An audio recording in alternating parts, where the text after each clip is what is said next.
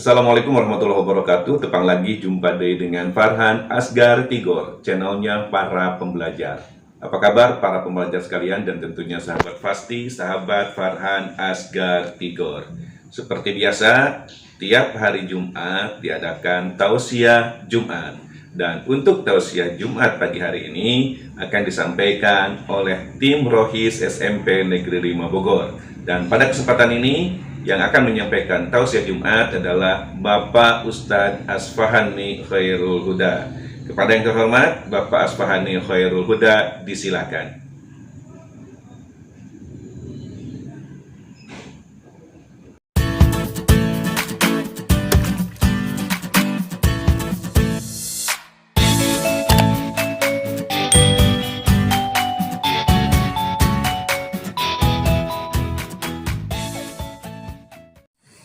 Bismillahirrahmanirrahim. Assalamualaikum warahmatullahi wabarakatuh. Alhamdulillah ala nikmatillah, la haula wala quwata illa billah. Asyhadu an la ilaha illallah wa asyhadu anna Muhammadan abduhu wa rasuluhu la nabiyya ba'da. Raditu billahi robba wa bil islami dina wa bi Muhammadin nabiyya wa rasulah. Rabbi zidni ilma warzuqni fahma waj'alni minas sholihin. Pertama-tama mari kita panjatkan anak-anakku sekalian, kita panjatkan puji syukur kehadirat Allah Subhanahu wa taala. Alhamdulillah, Allah banyak sekali memberikan nikmat kepada kita. Nikmat kesehatan, nikmat waktu, terus kemudian yang tidak kalah pentingnya adalah nikmat iman dan nikmat Islam yang senantiasa masih ada dalam jiwa dan dada kita. Karena tanpa keimanan dan keislaman, amal kita yang kita lakukan sebaik apapun sia-sia belaka. Dan selawat dan salam semoga tercurahkan kepada qudwah kita, junjungan kita, teladan kita, Nabi besar Muhammad SAW beserta para sahabatnya, tabi'in dan keluarga Rasulullah SAW, termasuk para pengikut setianya hingga yaumil akhir. Kita berharap kepada Allah Subhanahu wa taala, mudah-mudahan kita senantiasa dalam naungan Allah Subhanahu wa taala dan nanti kelak kita memperoleh syafaat dari Rasulullah Shallallahu alaihi wasallam. Anak-anakku sekalian, banyak sekali manusia itu untuk memperoleh kebahagiaan melakukan hal-hal yang di luar kebiasaan orang. Sebagai salah satu contoh untuk memperoleh kebahagiaan, kadang-kadang orang rela untuk mempertaruhkan nyawanya. Demi apa? Demi memperoleh kebahagiaan. Dengan cara apa? Dengan cara olahraga yang ekstrim, yang tidak biasa dilakukan oleh manusia pada umumnya atau oleh kebanyakan orang. Terjun payung, panjat tebing, kemudian selancar, berlayar dan lain sebagainya.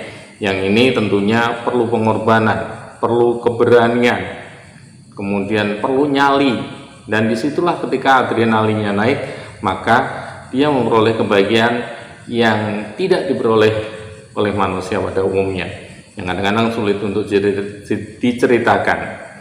Nah, ternyata dalam beribadah pun juga sama seperti itu. Ketika kita ingin memperoleh kebahagiaan yang lebih kita peroleh dari Allah SWT, kita perlu pengorbanan. Kita perlu melakukan ibadah-ibadah yang jarang dilakukan oleh orang pada umumnya. Apa? Banyak sekali ibadah-ibadah yang jarang dilakukan oleh orang yang ternyata di mata Allah nilainya sangat luar biasa. Tentunya berbeda dengan olahraga dan beribadah. Kalau beribadah kita harus sesuai dengan tuntunan Rasulullah SAW. Dicontohkan nggak sama Rasulullah? Kalau dicontohkan boleh dilaksanakan, kalau tidak, enggak. Kita nggak boleh berkreasi ibadah. Misalnya sholat subuh 4 rakaat, nggak boleh. Kita harus melakukan ibadah-ibadah yang sesuai dengan tuntunan Rasulullah. Ibadah itu apa? Salah satunya adalah sholat tahajud. Sholat tahajud itu nilainya luar biasa, tapi ternyata itu perlu pengorbanan yang luar biasa juga. Ini menjadi kebiasaan Rasulullah SAW dan para sahabatnya, serta orang-orang soleh sampai akhir zaman. Di saat orang lain tertidur nyenyak, terbuai oleh mimpi, kemudian malam yang dingin seperti itu, Apalagi kalau saat ini setiap hari hujan, terus kemudian pagi-pagi juga hujan, menjelang subuh hujan deras. Wah, langkah enaknya narik selimut bermimpi lagi. Tapi ternyata di situ ada keistimewaan yang luar biasa.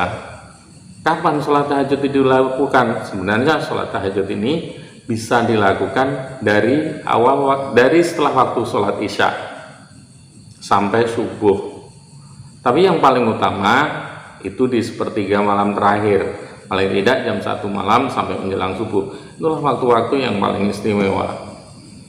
Ternyata dalam sholat tahajud itu banyak sekali faedahnya. Selain ketenangan yang luar biasa, kebahagiaan, kita bisa bercurhat kepada Allah, menyampaikan permasalahan apapun juga. Dan satu-satunya yang tidak pernah menolak cinta itu adalah Rasulullah. Yang tidak pernah menolak cinta itu adalah Allah dan Rasulnya. Allah akan selalu mendengarkan apa yang kita curhatkan. Allah akan mengabulkan doa-doa kita yang kita panjatkan di sepertiga malam terakhir. Dalam surat Al-Isra itu dikatakan a'udzubillahi minasyaitonirrajim, bismillahirrahmanirrahim, wa minal laili fatahajjat bihi nafilatal laka asa ayyab'atsaka rabbuka maqaman mahmudan, yang artinya, dan pada sebagian malam hari bersembahyanglah, tahajudlah kamu sebagai suatu ibadah tambahan bagimu. Semoga Tuhanmu mengangkatmu ke tempat yang terpuji. Quran Surat Al-Isra ayat 79. Itu luar biasanya tahajud itu seperti itu. Bagaimana cara untuk membangunkan kita biar kita bisa bangun? Itu tidak sekonyong-konyong, ada latihan-latihan, ada tahapan-tahapan. Sedikit sebelum Bapak sampaikan tahapan-tahapan tentang sholat tahajud tadi, ini hikmah yang bisa kita lihat gitu ya, yang secara duniawi itu, yang secara hati, secara ukhrawi, yang berupa pahala itu sangat besar sekali. Tapi yang nampak di dunia itu ada satu contoh, ada sebuah kisah. Dulu ada seorang gadis, cerita ini diceritakan oleh guru Bapak waktu Bapak masih SMP. Nah, ceritanya seorang gadis, ini salah satu murid dari Bapak guru Bapak tadi. Ketika beliau mengajar di SMA, itu ada seorang murid perempuan yang anak itu rajin sekali untuk sholat tahajud. Dan dia selalu sholat tahajud di masjid. Kebetulan rumahnya memang berhadapan dengan masjid. Orang tuanya khawatir anak perempuan ini malam-malam ke masjid, tapi dia lagi beribadah, orang tuanya tidak bisa melarang, akhirnya ditemani. Hampir setiap hari anak ini tidak pernah terlewat untuk sholat tahajud, kecuali kalau pada masa-masa berhalangan. Nah, kemudian terjadi sebuah peristiwa. Terjadi peristiwa sebelum itu. Nah, kemudian anak ini selepas SMA, ternyata bapaknya bukan orang tua yang mampu, tidak bisa menguliahkan anaknya. Adalah anaknya sangat ingin kuliah, dan anak ini termasuk anak yang cerdas. Beasiswa belum terbuka lebar seperti saat ini. Kemudian akhirnya si anak perempuan ini kerja di sebuah restoran, di sebuah rumah makan. Yang rumah makan itu tamunya banyak, termasuk rumah makan yang laris gitu.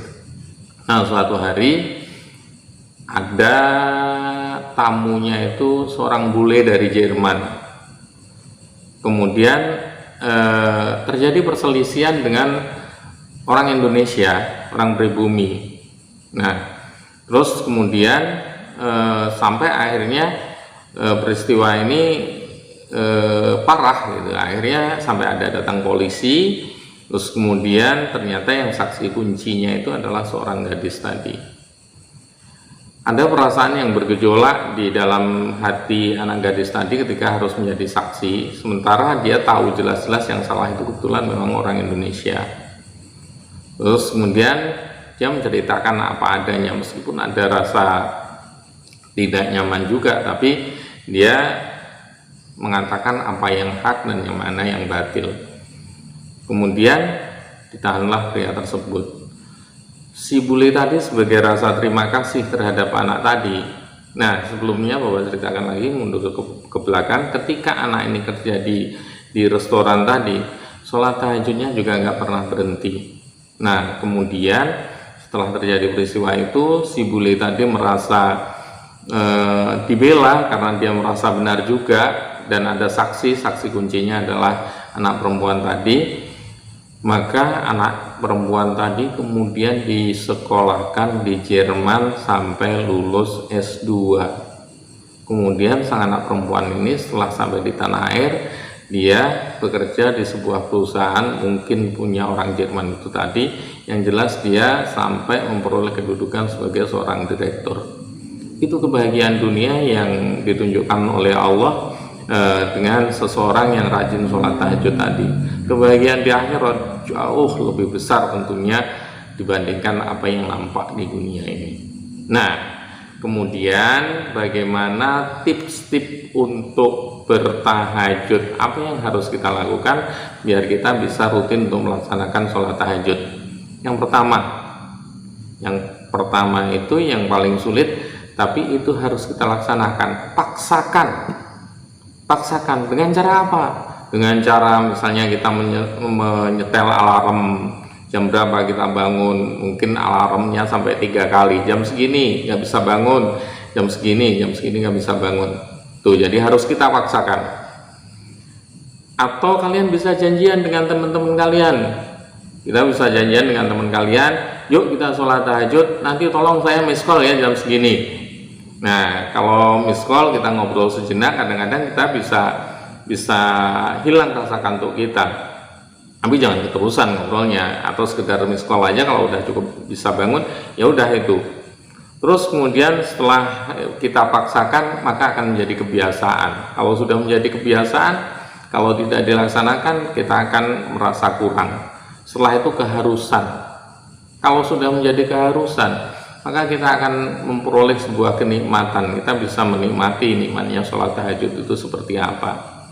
Jangan tanya pada orang yang belum pernah melaksanakan sholat tahajud, dia tidak akan pernah bisa merasakan nikmatnya sholat tahajud kalau dia belum pernah melaksanakan, ya. Jadi tanyakan pada orang-orang yang sudah terbiasa. Nah, mungkin tips ini bisa menjadi cara kita untuk bisa bangun melaksanakan sholat tahajud tadi. Nah, kalau sendiri ada beberapa hal yang bisa Bapak lakukan untuk melaksanakan sholat tahajud itu biar bisa terbangun. Itu biasanya Bapak sebelum tidur itu berwudu, kemudian Bapak biasakan sholat witir untuk menutup sholat malam itu. Tapi sebelumnya Bapak tilawah dulu surat Al-Mulk. Nah, pas tidur baca Al-Ikhlas 3 kali, Al-Falaq 3 kali, Anas 3 kali, kemudian kita usapkan di seluruh tubuh kita. Bisa juga kita tambahkan dengan ayat kursi.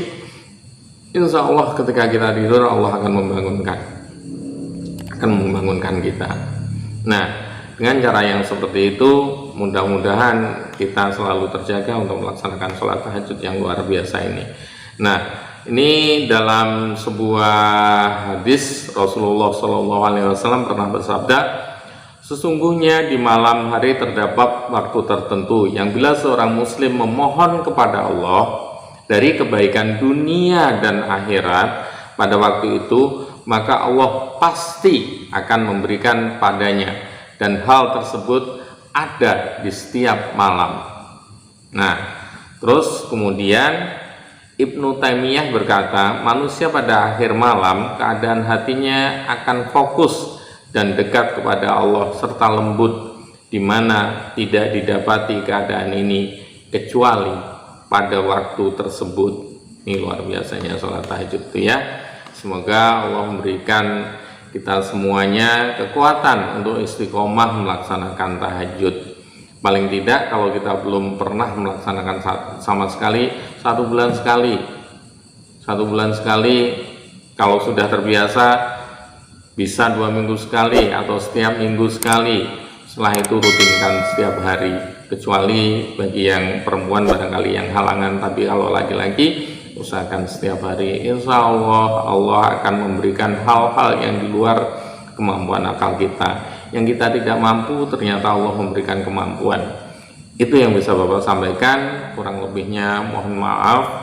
Mudah-mudahan kita bisa melaksanakan, kebenaran datangnya dari Allah. Kalau ada kesalahan, itu adalah kesalahan dari kebodohan Bapak semata. Kita tutup dengan doa kifaratul majelis. Subhanakallahumma bihamdika asyhadu an la ilaha illa anta astaghfiruka wa atubu ilaik.